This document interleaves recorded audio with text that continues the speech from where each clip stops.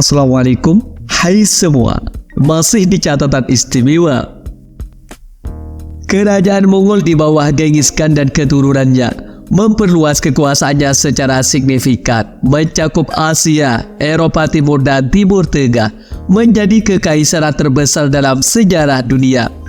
Ekspansi ini berlanjut di bawah Kubilai Khan yang mendirikan dinasti Yuan di Tiongkok. Pada tahun 1293, Kubilai Khan mengirim ekspedisi ke Jawa untuk menundukkan Singasari. Namun apakah ekspedisi kerajaan Mongol ke tanah Jawa tersebut berhasil? Berikut kami ulas seputar ekspedisi kerajaan Mongol ke tanah Jawa versi catatan istimewa. Bagi kamu yang penasaran, tonton sampai habis.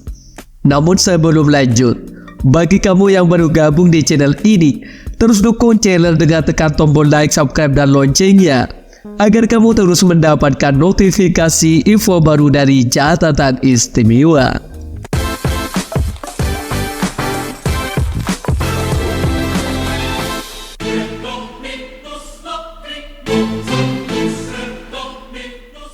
Kerajaan Mongol di bawah pimpinan Kubilai Khan merupakan kekuatan yang tak tertandingi pada abad 13 Masehi.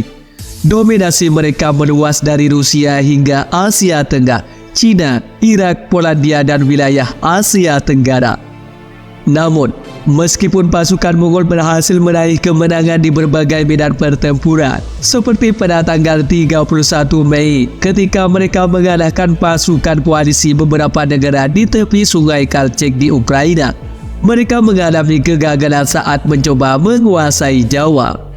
Serbuan Yuan Mongol ke Jawa merupakan salah satu invasi yang dilancarkan oleh Kekaisaran Tiongkok Mongol di bawah pimpinan dinasti Yuan ke Pulau Jawa.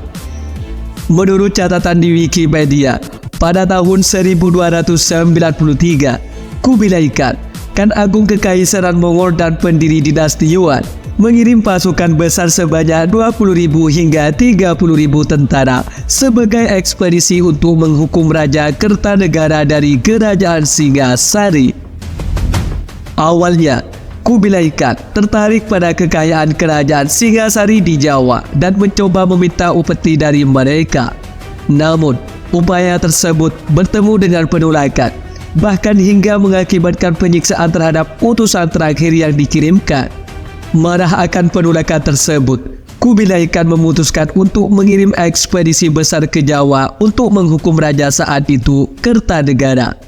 Namun sebelum pasukan Mongol tiba, Kertanegara sudah tewas dalam pemberontakan antara tanggal 18 Mei dan 15 Juni 1292. Kematian Kertanegara membuka jalan bagi Jaya Katuang, seorang adipati Kediri yang tidak puas dengan pemerintahan Kertanegara untuk merebut kekuasaan. Jaya Katuang mengambil alih kekuasaan di Singasari, memindahkan pusat kekuasaan ke tanah Kediri, dan mengasingkan keturunan Kertanegara, termasuk Raden Wijaya.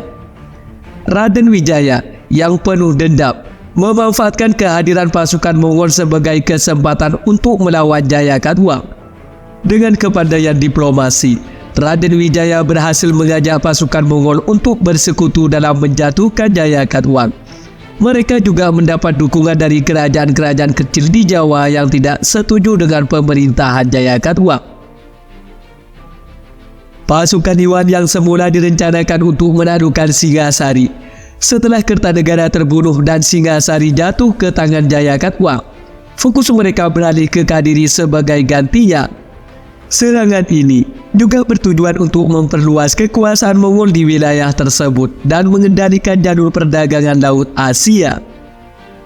Dalam sekian jumlah pasukan ekspedisi Yuan yang terdiri dari berbagai provinsi di Tiongkok Selatan, dilengkapi dengan 500 hingga 1.000 kapal dan perlengkapan untuk 1 tahun. Pemimpin ekspedisi ini terdiri dari orang Mongol, Uighur, dan Tiongkok yang berpengalaman dalam pelayaran ke luar negeri. Sementara itu, pasukan Jawa yang dipimpin oleh Raden Wijaya berusaha mempertahankan Singasari setelah jatuh ke tangan Jaya Katuang.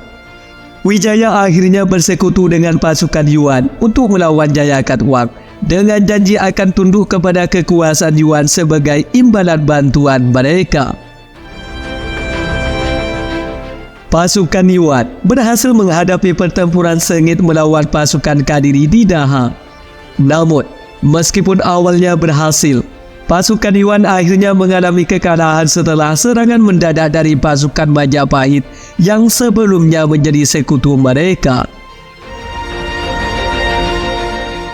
Pasukan Mongol mengalami kekalahan telak terjadi pada tahun 1293 di tangan Raden Wijaya, pendiri dan raja pertama kerajaan Majapahit. Ketika pasukan Mongol berada dalam perayaan kemenangan, mereka diserang oleh pasukan Raden Wijaya. Peristiwa tersebut menjadi babak baru dalam sejarah perlawanan terhadap penaklukan Mongol. Raden Wijaya dengan kecerdikannya berhasil memanfaatkan keadaan untuk mematahkan ambisi pasukan invasi Mongol di wilayahnya. Sedangkan pasukan Yuan meskipun memiliki kekuatan yang besar, akibat kekalahan ini mereka terpaksa mundur secara kacau dan Kubilai Khan sangat marah. Ini juga menandai ekspedisi militer terakhirnya. Kemudian, Raden Wijaya dinobatkan sebagai raja pertama kerajaan Majapahit dan kerajaan tersebut menjadi negara yang dominan di Nusantara setelah kegagalan invasi tersebut. Selain itu, invasi ini memperkenalkan senjata misiu ke wilayah Kepulauan Nusantara dan mempengaruhi teknik perkapalan serta pembuatan kapal di wilayah tersebut. Pasca invasi, teknik perkapalan Cina mulai diserap oleh pembuat kapal Jawa, menghasilkan jenis dum baru yang merupakan perpaduan antara teknik Cina dan Asia Tenggara.